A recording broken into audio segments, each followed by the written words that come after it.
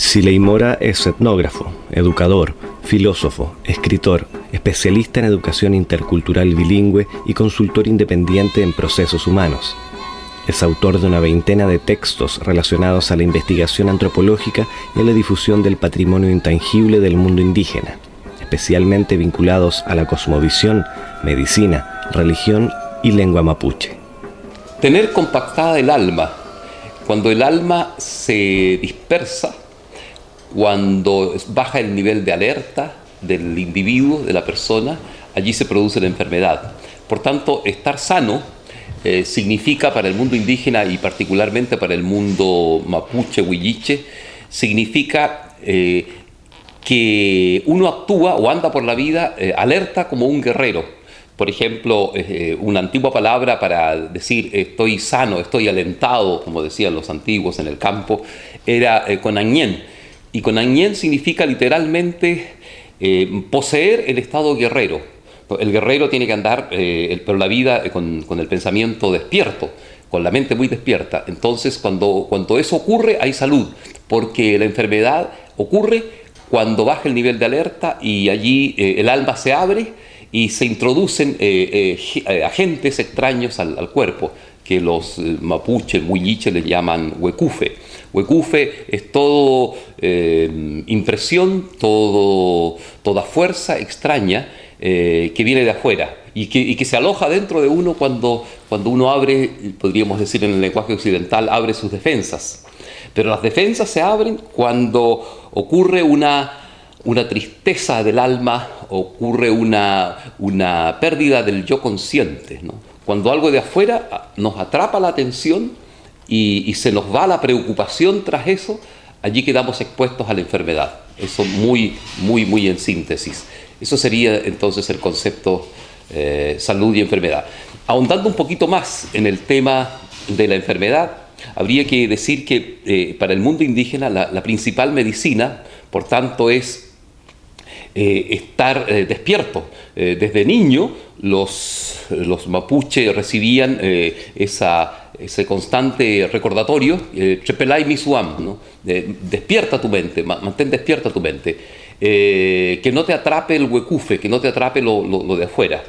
Y otra estrategia, dentro de las varias estrategias para promover la salud, era justamente lingüística, no inventar la palabra enfermedad, ¿no? Dentro de los miles de vocablos magníficos que tiene la lengua mapuche, se optó por podríamos llamarle, por una profilaxis de las palabras, ¿no?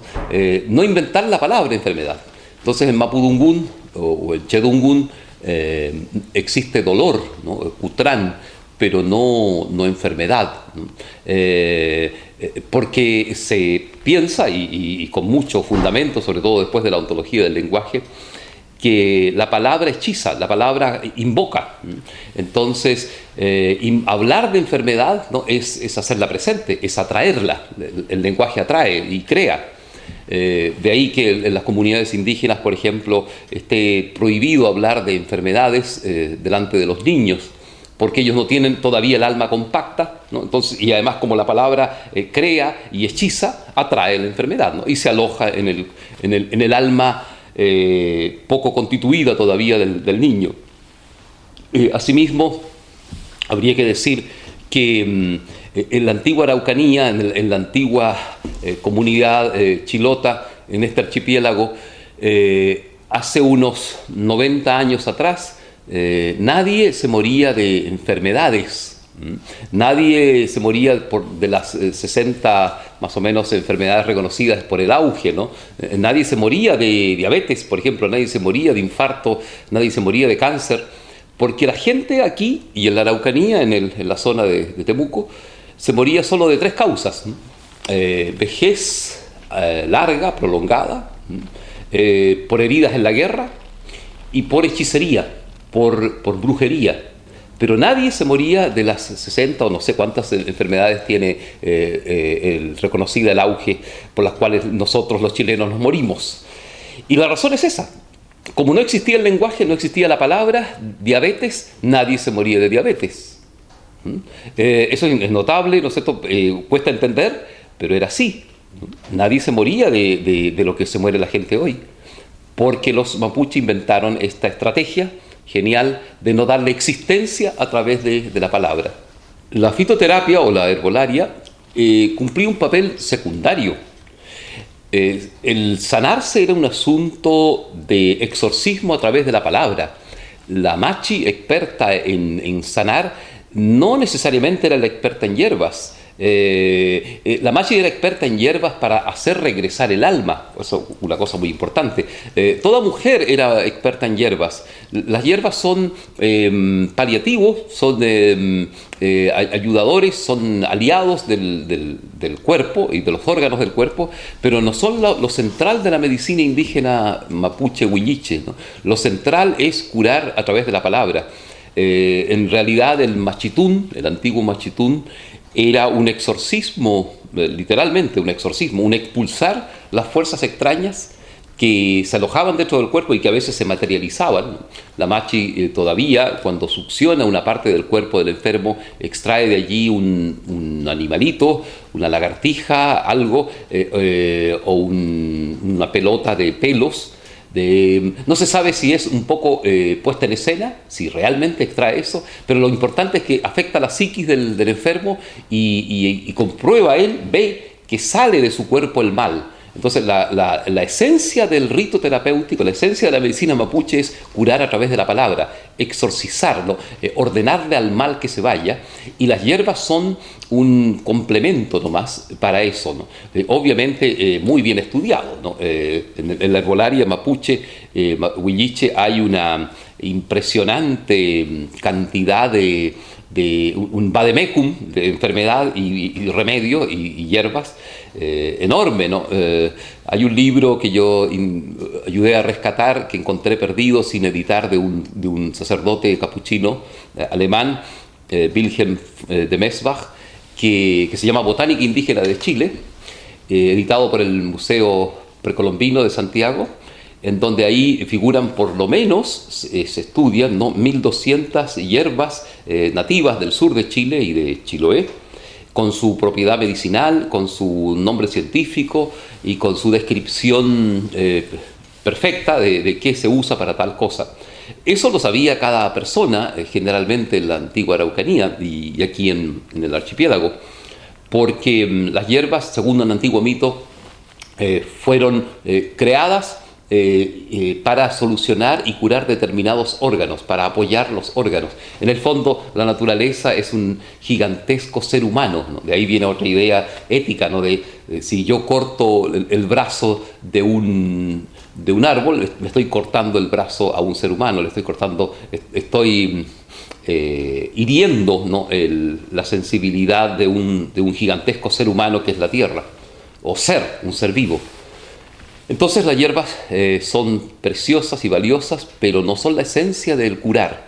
De ahí volvemos a lo mismo. Lo central como práctica de la salud es cultivar una mente despierta, un estado de alerta como el guerrero, es no dejar que el yo se me vaya tras impresiones diversas, ¿no?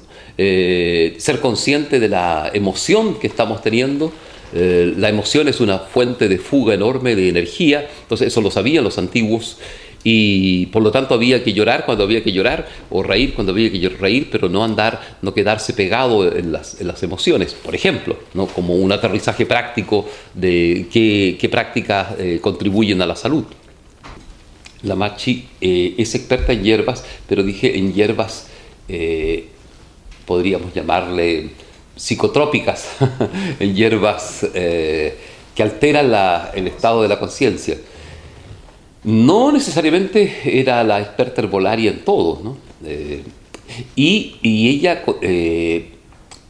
consume hierbas también para entrar en éxtasis, ¿no?, junto con el baile, ¿no? Y recomienda hierbas según la elección que haya recibido. Depende de la machi, es la receta de las hierbas, ¿no? Por ejemplo, hay ciertas machis que solo trabajan con maqui, otras con solo canelo, que es lo más habitual, ¿no? Pero otras trabajan con laurel, fundamentalmente, ¿no? Fundamentalmente. Entonces, depende el llamado, la especialidad de la machi para recetar hierbas, ¿no?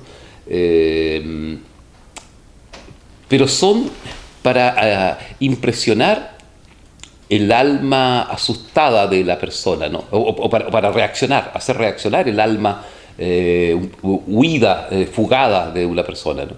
Los antiguos decían, nosotros, que lo esencial de la enfermedad mapuche era el robo del alma, y de algún modo tienen mucha razón, porque eso es la enfermedad, ¿no? Que una parte del alma o de la conciencia se nos robó, sea por descuido, sea por encuentros inesperados con entidades, llamémosle así, del bajo astral, ¿no? de animales invisibles, o por transgresiones de aspectos sagrados. Por ejemplo, si uno mata a un par de culebras trenzadas, ¿no? O si elimina o destruye un nido, ¿no? Los espíritus se vengan, los espíritus del nido, o de esas aves, o de esas culebras se vengan y te atacan, ¿no? Y te atacan y te vuelven, y te roban el alma, o te hechizan, o se incrustan dentro de ti, o te pasa alguna desgracia, ¿no? Ese es otro concepto también de la salud indígena, por transgresión sobre un lugar sagrado o sobre una realidad sagrada, como por ejemplo destrucción arbitraria de un nido o de un lugar donde habiten culebras, o matar una hembra embarazada, o hacer algo incorrecto desde la perspectiva de la cultura, por ejemplo, ensuciar una cascada donde crecen las hierbas medicinales. Entonces, ahí podemos ver, por ejemplo, por qué extrañamente de repente ciertas personas que ensucian los ambientes tienen una enfermedad, o un hijo paga con una enfermedad, o una esposa paga con una enfermedad. Es otra interpretación que podemos hacer ahora de por qué se enferma la gente huinca, ¿no? ¿Por qué se muere tanto la gente huinca? Probablemente es porque los espíritus de la naturaleza se cobran revancha y hacen justicia, ¿no? con enfermedades. No es con el ánimo de atemorizar, pero es así en la mentalidad indígena, ¿no? Nada se nos regala porque sí, ¿no? Todo es mérito finalmente, y mérito y pago. Recuerdo que mi madre se quejaba cuando yo era niño, ¿no? Y decía: ay, hijo, todo se nos vuelve pago y pago, ¿no? Entonces ahora entiendo, claro, todo es pago, todo es compra y pago, compra-venta para el mundo indígena, porque uno tiene que sacar lo que se merece. Por ejemplo, cuando una mujer va a sacar a la cantera rofo o greda para hacer un cántaro, para hacer una vasija de greda, ¿no? Ella lleva una ofrenda al rey Cuse, al espíritu de la greda, ¿no? Al dueño de la greda, al espíritu dueño, y deja ahí unas lanitas de colores, o deja hierba, o deja azúcar, para pagar lo que saca, ¿no? Y si uno no hace eso, el cantarito se quiebra en la feria, o no se vende, o hay problemas con eso que uno fabrica. Entonces ese es un pequeño ejemplo de que todo se tiene que pagar y dar y restituir lo que uno saca. Los dioses no regalan nada. Esa es una expresión antigua, ¿no? Mira, esto se ve incluso con la palabra Guillatún, ¿no? Guillatún, la rogativa máxima religiosa, la ceremonia religiosa máxima indígena, viene del verbo guillán, y guillán es comprar.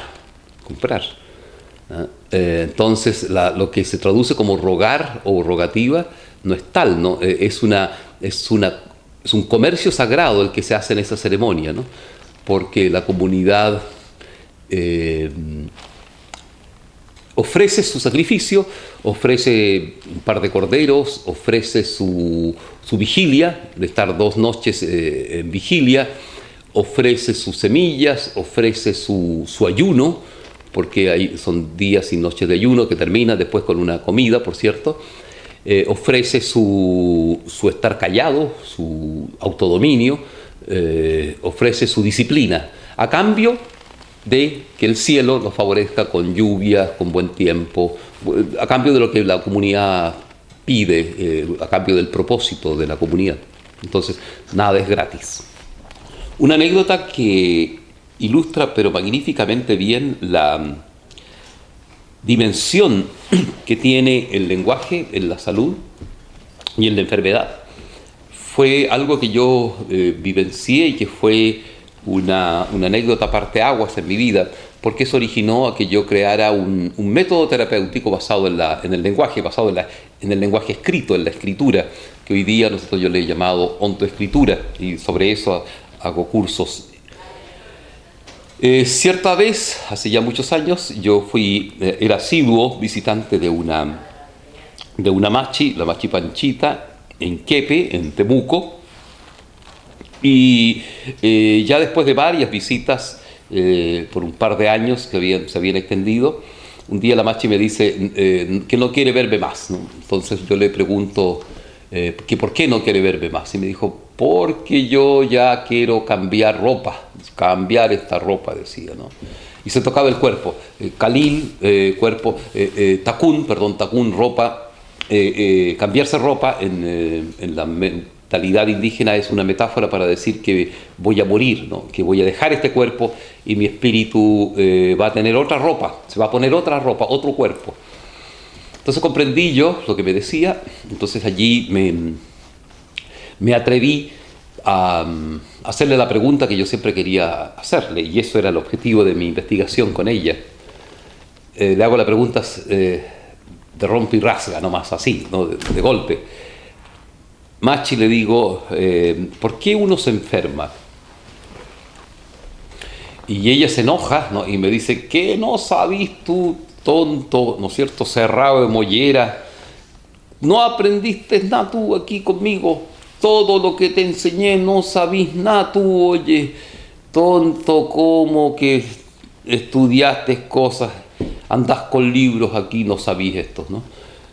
¿Qué uno se enferma? ¿Por qué uno se enferma? Pues dijo y murmuraba, teatralizando un poco las cosas, ¿no? Pues, si es tan fácil, ¿no? Entonces se quedó callada, se giró y de repente me dice de golpe la respuesta, ¿no? Por huesa de un gumpu, por mala palabra, pu, por mala palabra, mal colocada en el cuerpo, ¿no?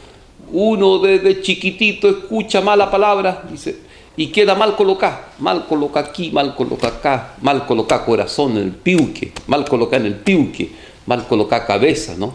Se tocaba todo el cuerpo, ¿no?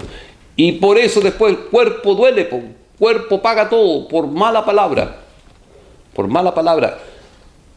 Entonces yo ahí entendí, aunque progresivamente, no instantáneamente, que uno se enferma porque no comprende el mensaje de las cosas, no comprende el mensaje de las vivencias, no comprende lo que está viviendo, entonces deja mal colocado el significado de las cosas que vive. Entonces ahí yo me atrevo entonces a hacerle la otra pregunta que era complementaria. Machi, ¿y por qué y cómo uno se mejora? ¿Cómo uno se mejora? Se vuelve a enojar, no sé Tomás todavía, pero si está tan clarito, pues tonto, me dice, tan clarito todo, que fácil mejorarse, pues, la fácil respuesta, pues, con lo mismo que enfermáis, pues, con eso mejora uno, con eso. Si enfermáis a punta de mala palabra, a punta de quimei dungunto, mejoráis tú. A punta de buena palabra ahora. Tenís tú que volverte a decir toda la mala palabra, volverte a decir bien, ¿no? Decirte buena palabra, volverte a repetir todo, ¿no? Para dejarla bien colocada ahora la palabra. Entonces, si uno piensa, ella me estaba dando la esencia del psicoanálisis, por ejemplo, que trabaja con la palabra, ¿no? o con la logoterapia. Por eso la Machi lo que hace en un machitún es una logoterapia ritualizada, ¿no? En forma de exorcismo lingüístico, ¿no? de amenazar al mal espíritu, ¿no?